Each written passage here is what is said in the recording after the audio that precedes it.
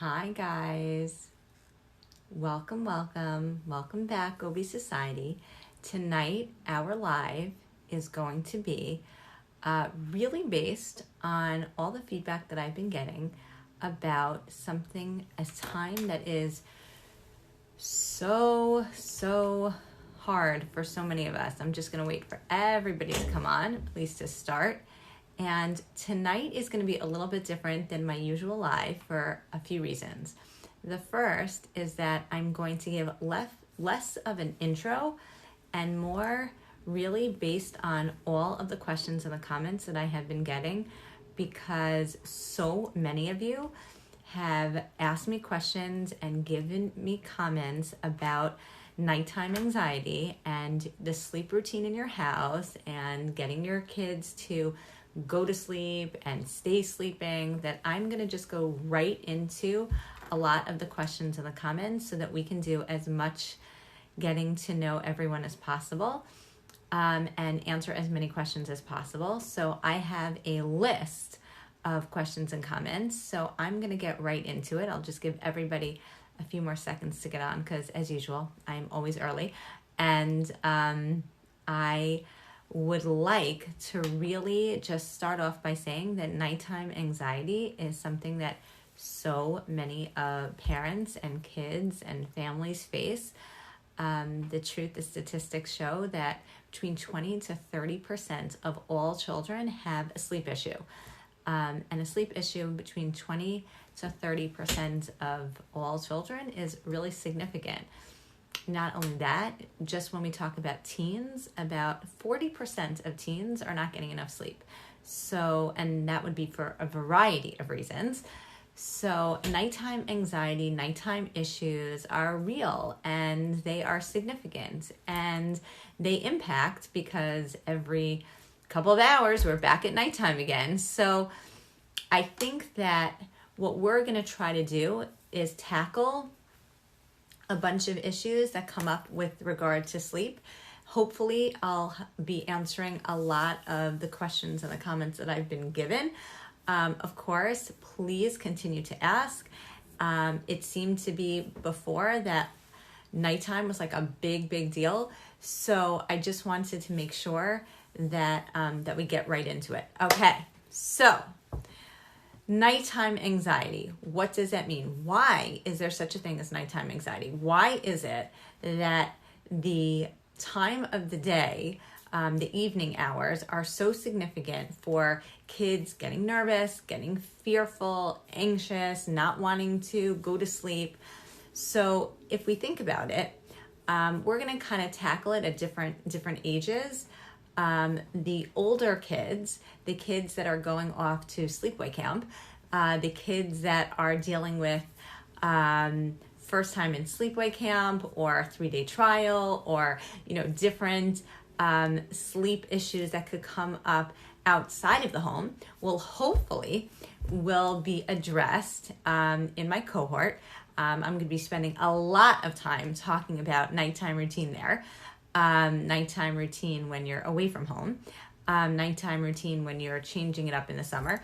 But let's talk about the different ages and what types of anxiety different ages show, and then we'll start to get into the questions and comments. So if you think about it, the first time that kids, when they're really little, like infancy, so that's where you start to see separation anxiety. Now that is going to carry out, and we're going to be talking about that. But separation anxiety is like, no, I don't want to separate from mommy. I don't want to go to sleep by myself. And that really starts, like the pinnacle of that is really like early on when a child is in their infancy. When a child hits the ages of 2 and 3, then they start to actually worry about like security. Are they safe? Not safe in the same way that older kids do. And we'll get to that. But they start to feel like, are they in a safe, is it not safe enough to be without, like in their bed or without mommy and daddy?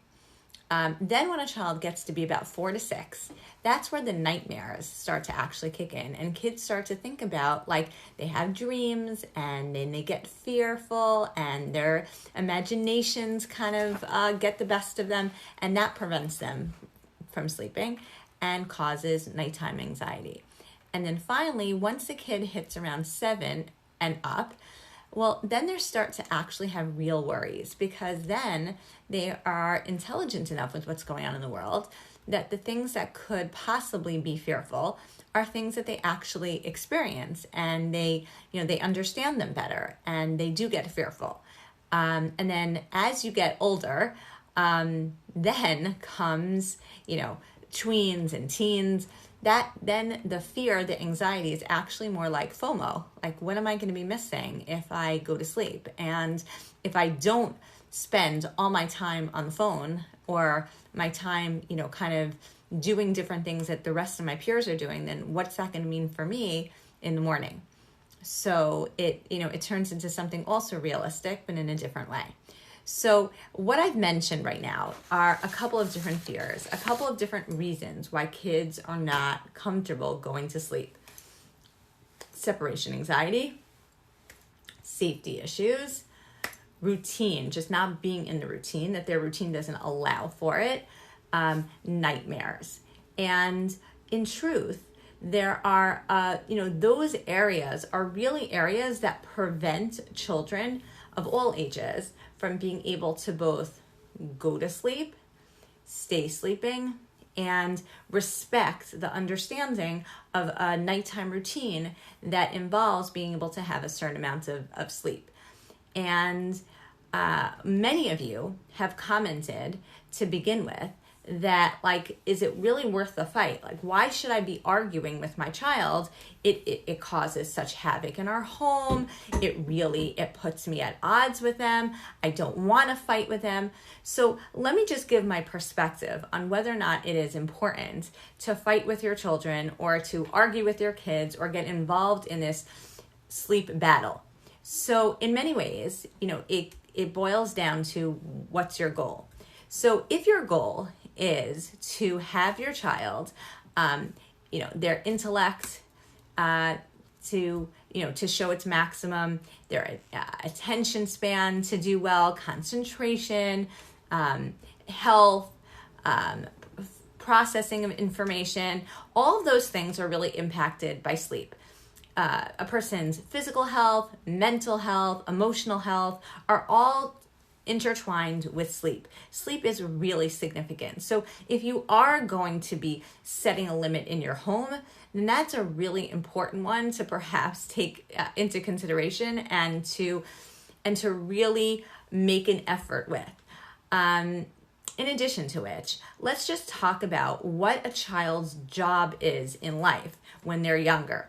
So it's very, very empowering for a child to be able to do certain things consistently by themselves. And sleep is one of them. It doesn't feel good for a child not to be able to actually own the process of sleep. And to be so needy and so dependent really is not where a child wants to be. A child wants to be able to do what they have to do in the morning, in the afternoon, and at night. And sleep is one of those things that really is significant to empower them, to make them feel good. In addition to which, when a child is not able to sleep, we have to look at that and see, like, what else is going on. Oftentimes, a child not being able to sleep is really a significant indicator that something else is going on. Either there is, something in their mind that is just that they can't quiet it down, or there's something that they're experiencing in the day that is kind of leading them to, have, to be fearful that the day's going to be over and that they're going to have to start it all over again.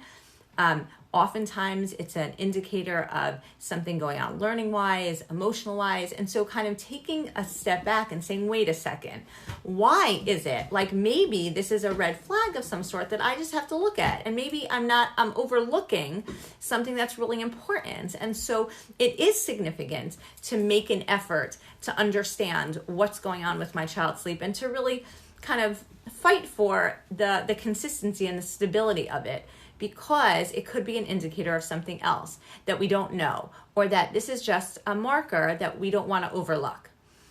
Okay, so let's just talk about also in terms of relationship building, right? So if a child isn't sleeping, and is, okay, so let's take the beginning part of the sleep routine, right? The beginning part of the sleep routine, you might think happens like, okay, so my child's in bed and my child isn't falling asleep. So the answer is no, that is not the beginning of your sleep routine. In fact, when I discuss with many parents, with many kids also, so how did it go? And, the kid or the parents are like, well, my child just wouldn't go to sleep. I say, wait a second, that's the middle of the story. The beginning part of the story is a really significant routine. What did you do so that when the child then is at the point of going to sleep, we maximize that the child was able to sleep? And what I mean by that is routine, routine, routine. Does your family have a routine that allows the child's body and emotional self to be able to say, you know what? This is the time. We are ready for sleep now. And what do I mean by that? Well, okay, so many of you are not going to want to hear what I have to say about electronics, but a lot of the research shows that any of the light that the child experiences from the electronics are going to interfere with their circadian rhythms so that they won't be able to sleep as well. And what I mean by that is that if a child is engaged in electronics for about 2 hours before they're supposed to go to sleep, then you are working at a disadvantage. Does that mean that it is significant and your child won't be able to go to sleep? No. But you know that if your child is already, let's say, high maintenance when it comes to sleeping, then the worst, I guess, is you're at a disadvantage if you add to the mix the electronic devices being on and stimulating their brains. And not only that, but many children are watching something or engaging in something that is the opposite of cool, calm, and relaxed. And it doesn't help anybody's battle with sleep to be engaged with all of that processing that has happened right before the child is supposed to shut it all off and calm it all down and go to sleep. So electronics are a big piece. All the dietary experiences like having caffeine or sugar or even too much water and liquids. And what I mean by that is, again, we're going to jump into the middle ground when the child is sleeping and we want them to stay sleeping.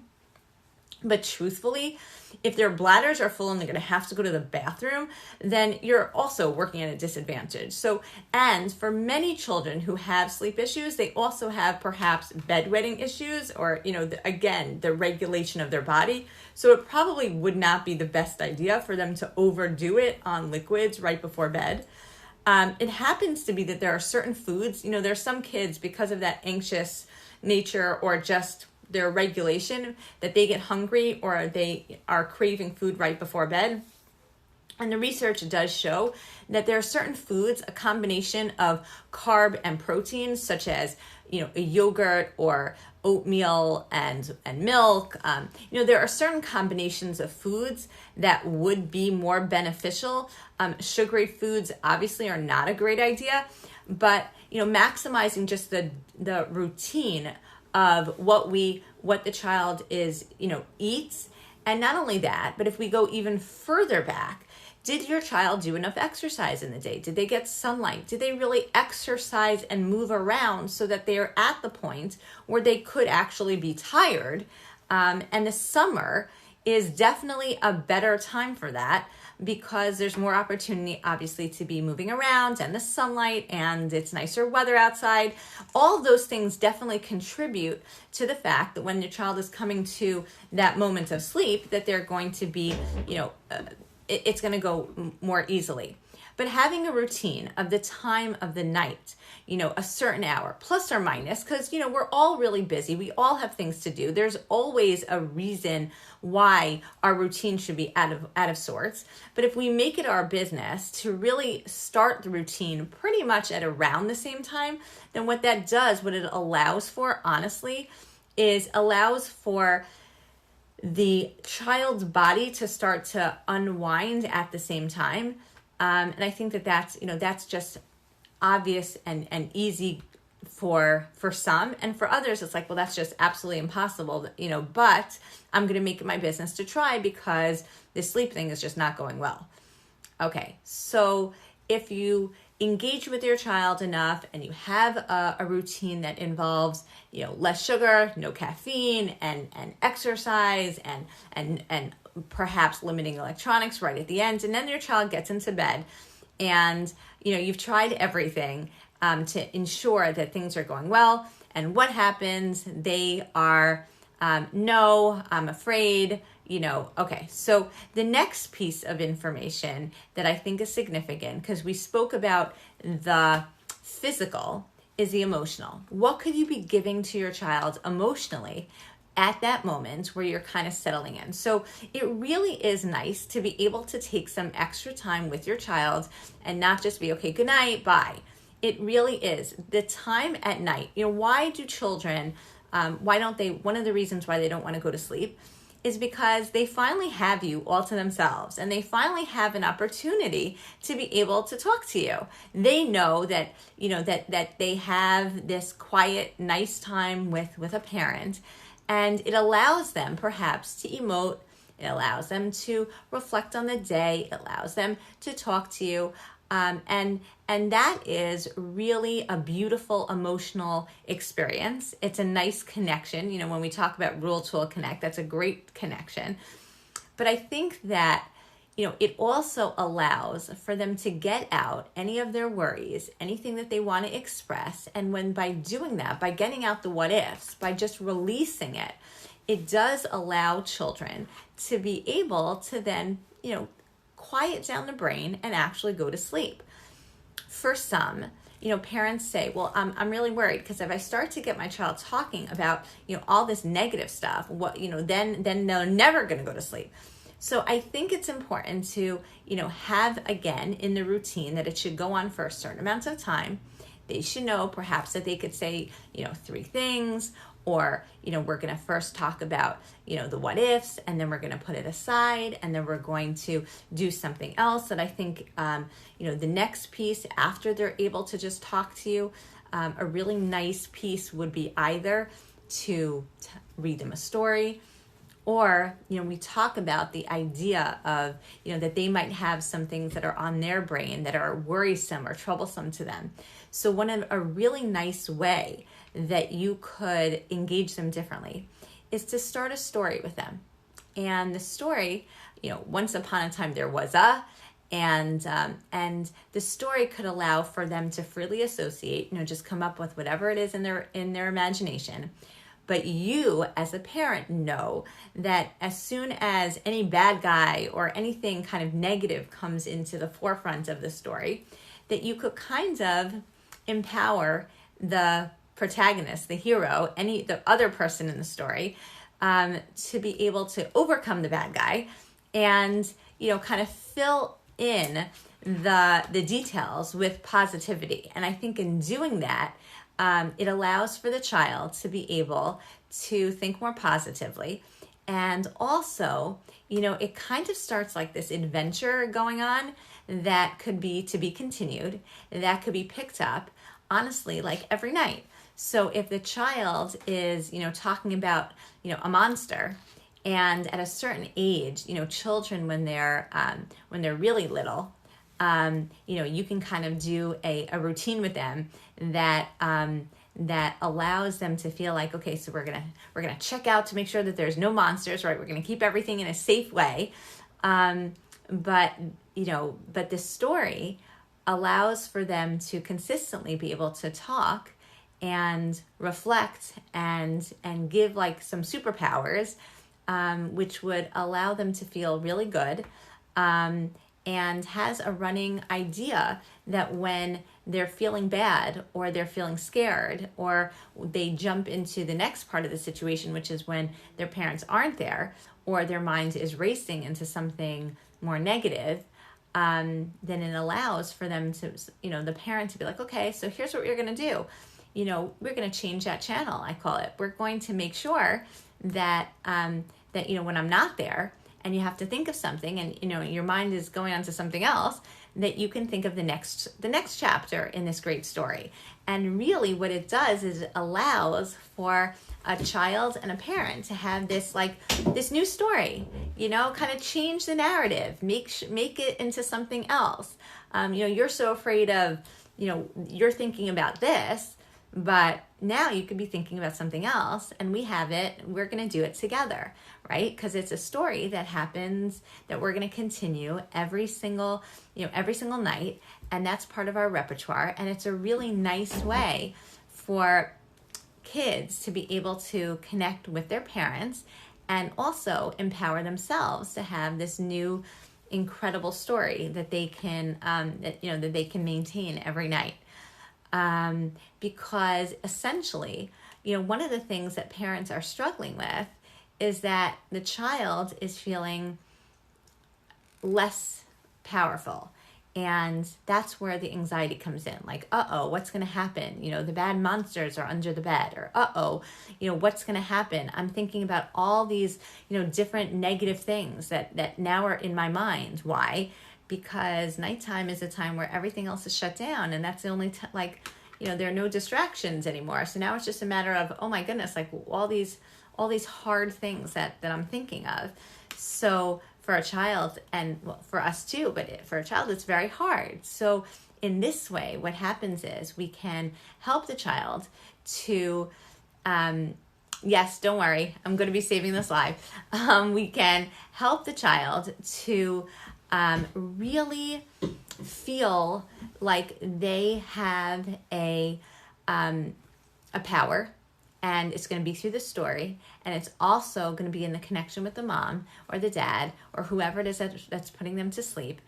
And it feels safer, and it also feels like something continuous. One of the things, like I had mentioned, that is really important is a routine. And so having this consistent routine of having the story, of chasing away the bad guys in our minds, and then being able to kind of put it at rest until the next day is a really nice way to carry over and to go into sleep. So, okay, so again, we have different routine, sleep routine experience with the parents, both in terms of what you could be saying to them, both in terms of how you can be sharing with them, so emotionally giving to them, and physically giving to them, because it's at a set time in a set way. And then comes the hard part, which is the question that I'm asked all the time. Can I leave, or am I supposed to stay and wait until my child falls asleep? So if you wait until your child falls asleep, I'll tell you what happens. What happens is you do not give them the capability to be able to put themselves to sleep. So they're now dependent on you. And if they're dependent on you, what that means is that we've taken away some of their superpower. And we want to give them as much superpower as possible. We don't want that they feel needy and dependent.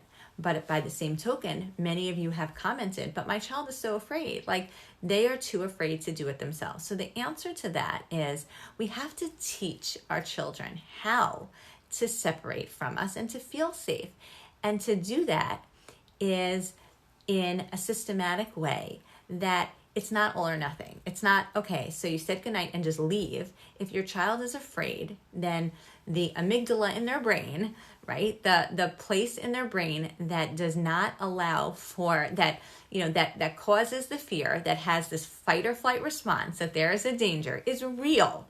And so what do? Is we desensitize them slowly. We make it so that slowly, they're going to be able to separate from us more and more. And how do we do that?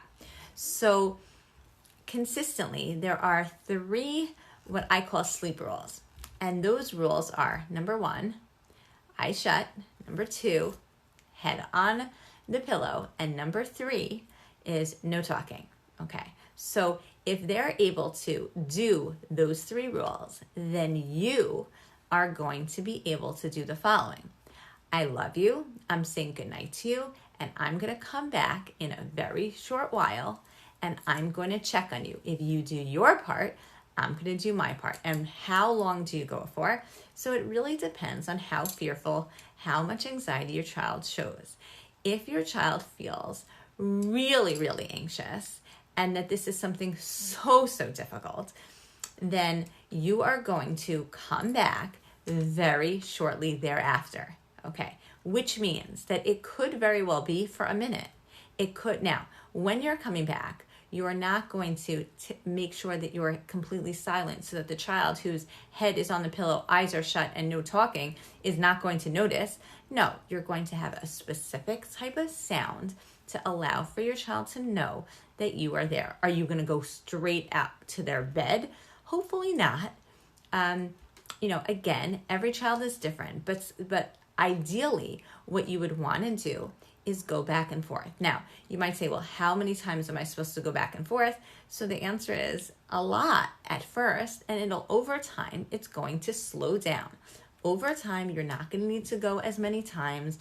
Over time, you're not going to need to, the space between the times that you go are going to get larger and larger, and the time that you're there is going to get shorter and shorter.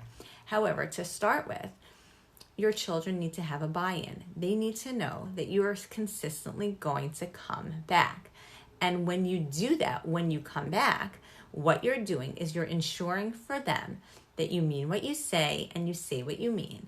And more importantly, we're slowly, ever so slowly training them to be able to do this for themselves. And when they're able to consistently allow for time away where you're not there, that builds, that empowers them, that makes them feel really good. And even though it is really scary because they haven't done it with you, you are building a muscle group that empowers them, that helps their ego, that helps their overall functioning, that is incredibly powerful. And you're doing that in a way that is systematic. You're doing it in a way that's routine, and you're doing it slowly and carefully. Kind of like, when I, just making a pitch again for the flex chart, because there's a consistency. It's routine. Everything is set in advance. Anxiety, the combat to anxiety is feeling like you're in control. If your child knows the rules, they know that you are contributing to them, and they're contributing to them, then it really makes a huge, profound difference. Now, what happens? Many of you are thinking, okay, so my child, I handled it. It was great. And then I thought, you know what? I could just go and I'm in my room and I don't need to come back. And all of a sudden, oh, my child's here. Now what? So the answer to that is, first of all, give everybody credit, right? Give yourself credit, give your child credit, like you tried. Perhaps you overstepped and thought to yourself that, that your child was up to having no more back and forths. Or like all children, they want to see where the limit is and what's going to happen. They want to know, okay, so what are the consequences of my actions? And so the consequence of the actions would be the following. You would then perhaps walk them right back very silently into their room and say the following. You know what? We had a deal. You were doing your part and I was doing my part. And what happens is that now the sleep rules got broken, and I have to take a few moments to myself to be able to get back into it, because I believe in you and I know you believe in me, and we're going to start this again. But I'm going to take a few moments, and when you are ready and your head is on the pillow and your eyes are shut and you're not talking, I'm going to start it again. And I'm going to start it again, and I'm going to make sure that I go back and forth. We're not getting into a yelling match with them, God forbid. This is something that we're trying to develop, newfound skill. It's going to go slow. But really, it's a note to self that perhaps you didn't appreciate how much they needed you. And perhaps your child just wanted to see that you mean business. And then you're going to start it again. And in that way, again, we're ensuring that your child is doing what they need to do and you're doing what you need to do. Now, just to hedge the bets, it would be really helpful. And again, consult with your local pediatrician. But I do believe that when you're starting this, it would be really helpful if everything biologically was maximized in your favor. And what I mean by that is, if your child is able to go through this and fall asleep for 3 nights in a row, I believe that 3 nights kind of create a new pathway in the brain that allows for the child to start, their body to start to do what it can do and what it should learn how to habitually do, which is to be able to fall asleep. But for those first few nights, when you're doing this, it would be really, really helpful if you made sure that biologically your child was going to be able to fall asleep, and either in the form of, any sleep agent, melatonin, or just a lot of extra exercise, anything, again, and speak to your pediatrician about that. But it would be really helpful if it worked and your child went to sleep, and then in the morning they're like, oh, okay. And you and your child were able to consistently reward the efforts and to say, wow, it worked. Look what happened. You were great. And really, I think that could go a tremendously long way in both empowering the child and empowering you to feel like, oh my goodness, this worked. I got it. Okay. At least we started off strong. The child went to sleep when they were supposed to go to sleep, and it went nicely and it went okay. Now, that is the beginning part of a great routine. Now, what happens then? The child gets up in the middle of the night. Okay. So we have to look at that in a few ways. So first of all, as I was mentioning before, there's a biological component. If the child is drinking too much and you're working against that, that's just an extra problem for you that you don't need. So one of the questions that I'm often asked is, okay, so my child went to sleep okay, we worked on it, it was great, and then in the middle of the night I was really tired, so I just let my child kind of go into bed with me, and then the child slept for the rest of the night. So is that okay? So is that okay? Well, what do you think? That certainly is not the child sleeping by themselves all night. And honestly, is that really what you want? That your child is going to be sleeping in bed with you? I can tell you that emotionally, it's not the best thing for the child. While the child is having the time of their life, because there's nothing as warm and inviting as going back into the womb, a child is never, I shouldn't say never, but a child is almost always going to stay there and not give up on that.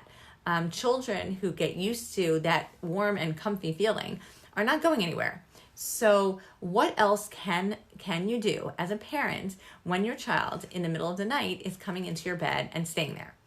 So just like many of you probably didn't appreciate my advice about turning off the electronics about 2 hours before bed, or at least 1 hour before bed, or at least, sometime before bed.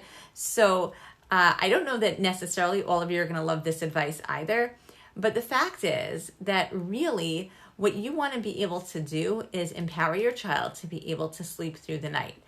And to do that when a child is already on heightened alert and getting up and going into your bed, is we might need to do something a little bit more drastic. And what I mean by that is, if your child has room in their room, it would be more helpful, honestly, for your child to have a bed next to them, so that if they really can't handle and it's going to be a power struggle in the middle of the night, it would be better for the child to be walked back to their room and for you to be in bed next to them in your own set up bed in advance, so that the child still gets used to sleeping in their own bed all night. Now, that is a pain in the neck for you. I do understand that. But let's just talk about why that would be beneficial. So the reason that it would be beneficial is really because when your child is sleeping in their bed, they're getting used to sleeping there. They're also, perhaps, if they know that parent is going to be in that room, then their body is going to be less on heightened alert and more in their room, being able to sleep through the night. In addition to which, if a child is in their bed and the parent is in a temporary bed, then slowly you are going to move that bed further and further away from the child.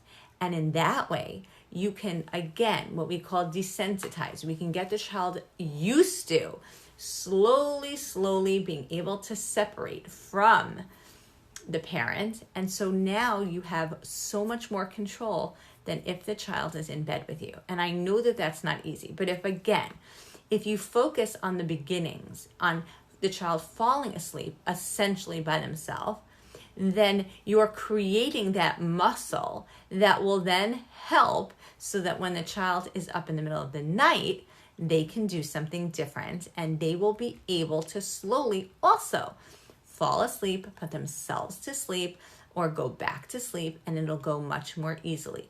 And the truth is that when the child is not on heightened alert, like, oh my goodness, again, that's separation anxiety or any anxiety, but rather kind of calmer down, then the goal is that the child will sleep entirely through the night, not needing to worry, get up and move around. And in that way, again, it allows the child to be able to sleep more consistently. And so for those parents that are having a difficult time with their children in bed with them, this is a way to kind of slowly tease them out and get them away from where they really have to be. And that takes practice. And all of these things are not a, one size fits all. You know how anxious your child is. You know what you're kind of dealing with. And that's where, some of this takes a really long time. Not as long as your child being in bed with you, because that's pretty much forever. But it's definitely something that is impactful, and is definitely something that slowly and surely can be helpful. Some parents have commented to me that it's very hard for them because they feel like their children have experienced something, like something triggered the anxiety. Some have mentioned that it was COVID and just some of the examples that are just in their head. Some have mentioned that they didn't filter the electronics well and the child watched something that wasn't easy and now it's like kind of in their head. And the question that I'm often have been asked is like, well, my child, says that they're afraid of this particular thing. How what do I do with it? How do I get them away from this idea, like that they're so afraid. And, I think that if it's just at night where they're experiencing this, like sometimes you have to tease out, is it all throughout the day? Is it that my child is fearful now to be by themselves, to go to the bathroom, to be by themselves, to go down to the basement, to be by themselves in all different capacities? So if that's the case, then we're dealing with one thing. But many times, nighttime anxiety, it's really by itself. Like it's not connected to anything else. And it's just about like at night. If that's the case, then we can deal with it completely differently. Because we can just assume that a lot of it is that we can do a lot more empowering during the day because, no, they're really functioning fine. And if they were so traumatized, they would be traumatized, in a variety of opportunities and a variety of different environments and in different tasks. So if it's just nighttime anxiety, one of the things that I like to do is to find what I call their superpower. And this is something that I speak a lot about in my cohort with the summer cohort, where I'm going to be doing a lot about anxiety and empowering. So one tip that I give is called finding your child's superpower. And what do I mean by that? So if your child has been able all throughout the day to do things like go down to the basement or go upstairs when no one's there, or call up somebody that they otherwise wouldn't have wanted to call. All of those opportunities are really ones that as a parent you could say, wow, Eitan, that was such great superpower. Shani, that was awesome. Like I knew you could do it. That is so terrific. And the more times that you call for superpower, the more that at night you can then use that reference. Be like, yeah, you know what? Let's take all of our, good night, and let's just take all the superpower, and you're bringing it with you, and kind of like bring it in. And I think that goes a long way, again, in emotionally giving our children what our children need to be able to then reach their higher potential and not get bogged down by what the amygdala is sending, the message that they're sending in terms of the anxiety. And we can even use that in the story that hopefully that you'll perhaps be able to tell with your children. And I think that is something that again kind of ties in that emotional with the physical, with the behavioral, and behavioral. Okay, so that brings me to another question. Sometimes parents, they say to me, I told my kid that if they do really a great job and they could sleep for the week, that I'll buy them the Lego, right? So like, why didn't it work? I don't understand. I guess my kid is so anxious that, that these, rewards don't even work. So we know from the flex chart that, it doesn't work that way, right? It doesn't work that way at all. Now, some children, they really need to be reinforced every day. Now, if we go back, what was the major reinforcement? The major reinforcement, the biggest reward, is that your parent comes back and forth all the time, right? You do your part, and then the parent comes back and forth. So that by itself is a great reward. But it could be, first of all, that yes, your child is dealing with some anxiety or a lot of anxiety. And so, they would love to be able to get reinforced and to get that reward. And perhaps waiting a week is not going to work. It might be on a nightly basis. It might be also that it's not so much about perhaps sleeping the entire night, but even to start with, to be like, yeah, you know what? Like you follow those sleep rules. I was able to go back and forth, 10 times last night. That's awesome. High five for that. Let's see what we could do tomorrow. Again, when it comes to these things, it's gradual. And my biggest, you guys have heard already that, I feel really strongly about positivity connects. So if you're going to make a big deal about, I went back and forth 10 times while you kept your eyes shut, head on the pillow, and mouth, and didn't do any talking. So if you're able to reinforce that, then really what that does is it gives them strength to be able to go on and to do the next time 12 times, the next time 13 times, or stretching it out so that, now I could come back after an hour instead of coming back after 5 minutes. We have to really reinforce small increments and do it slowly and carefully. Anxiety, we get nervous. We feel like, oh my goodness, it has to be, or this is always going to be the case, like our own anxiety as parents.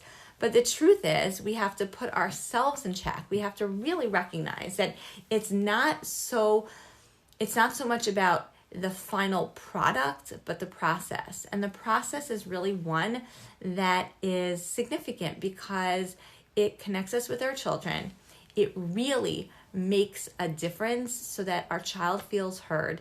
And if it takes a couple of extra days, but during those days, you're being so attentive, your child is being attentive, and you're really getting those building blocks in, then that's going to go a really long way. And it's not just only about the sleep. Yes, sleep is a huge, enormous responsibility that parents have, that kids have, we all have. However, there's also the relationship. There's the opportunity to connect with our child. There's the opportunity to see, to have our child really trust in a process. There's the opportunity to find positivity in, even in this very hard process. And, it's the sense of security that really goes a long way. And it goes a long way when they then are not sleeping at home. When they feel comfortable enough with the process to be able to do that 3-day trial at camp, and then and a full half a summer or a whole summer, or even a sleepover, even just to be able to separate from you for a couple of hours, everyone on their level. But this is really a process that if we allow it to go slowly and carefully, what we're going to accomplish is going to be way, way more than just sleep. And I think that, that's where sleep is really significant, because it allows for this routine process to unfold that is systematic, that has reinforcement, that has the opportunity to communicate. And I don't mean that sleep routines should go on forever. For sure not. In fact, if you do this correctly, I think that you're going to ultimately get more quality and not have to do as much quantity. Because if you are able to have a routine that the child feels connected, that the child feels secure, that you have a little bit of a story, you have some emoting, you have a consistent timing, that the child's already tired, everyone's speaking the same language, there's a lot less anxiety and angst and arguing, then truthfully, it could go a lot easier and it can really be done in a more systematic way. Another area that I've been asked about is really nightmares. So I think that a couple of the strategies that we gave are really helpful when it comes to nightmares, but I just want to talk about one other piece. And that is, in the moment of crisis, right? In the moment where you need your superpower the most, that's not the time to be developing the superpower. What do I mean by that?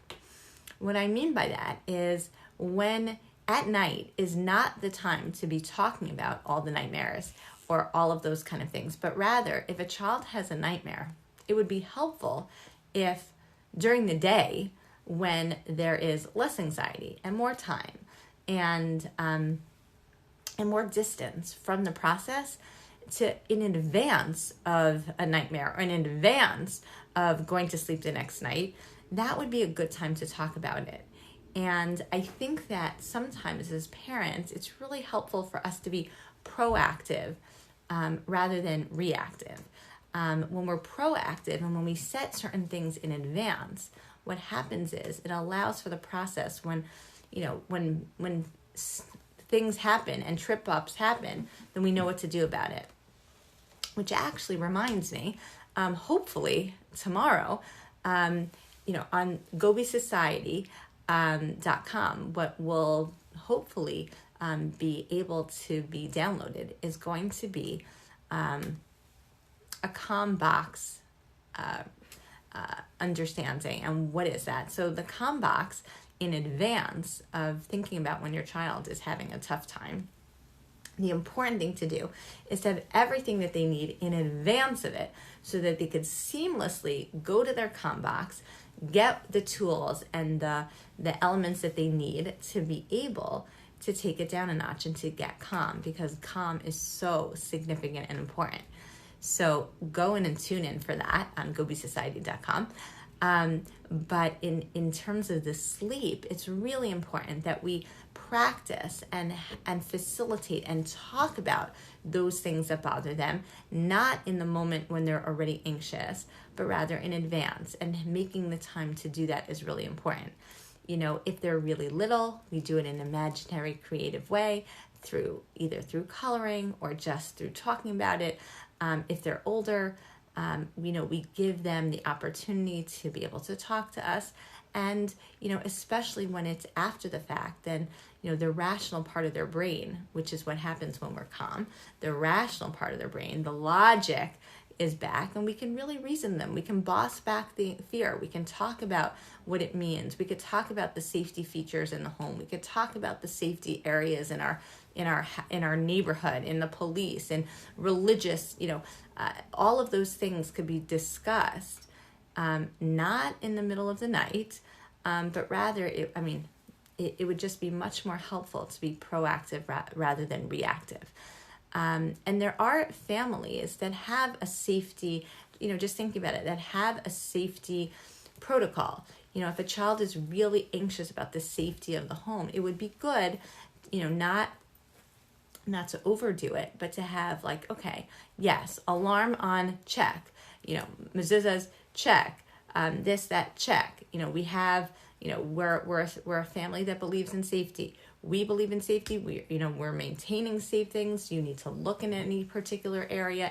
All the doors are going to be locked, and something like that that really allows for the child to feel heard, for safety to be promoted. But all of that could really be discussed. The element of actually doing it obviously has to happen close to when the child is going to sleep. But it doesn't mean that, all of the features of what the nightmare brought and what could perhaps happen and this, that, and the other, all of those things could really be done in daylight hours. And the plan could be set in advance. The more things that you have in advance, the more routine the child feels that things are going, the better off everyone's going to feel and the better off it's going to be. And so, okay, so I'm just looking if there are other questions and comments that I have received. So there isn't a specific amount of time that goes into a nighttime routine, but I think that as long as you have the elements that provide a child with the fundamentals of what they need, the better off you're going to be. And just as, because you know me and my mnemonics, just to leave you with a mnemonic that I think might be helpful. So the mnemonic of sleep is really a very helpful one. So S is maintaining a sleep is a safety feature, right? You want to make sure that safety is a big piece, okay? And the L is in the lifetime, all of your lifetime lifestyle decisions, okay?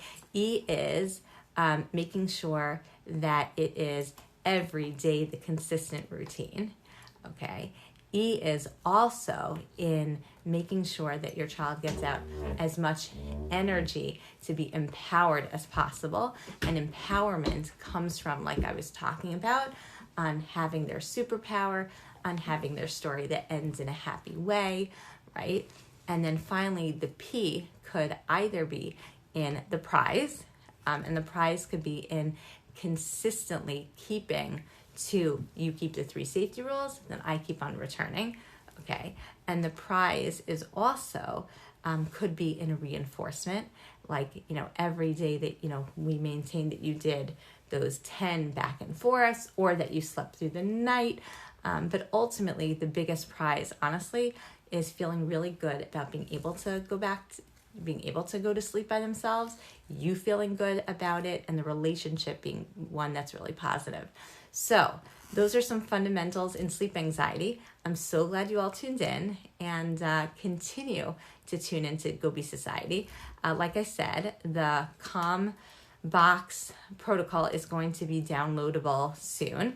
I think tomorrow. I think that's where we're going to do it. And of course, so much of nighttime anxiety and sleep anxiety and homesick anxiety and just everything that happens in the summer is going to be addressed in our summer cohort. So sign up for that. And thanks for joining. Bye, guys.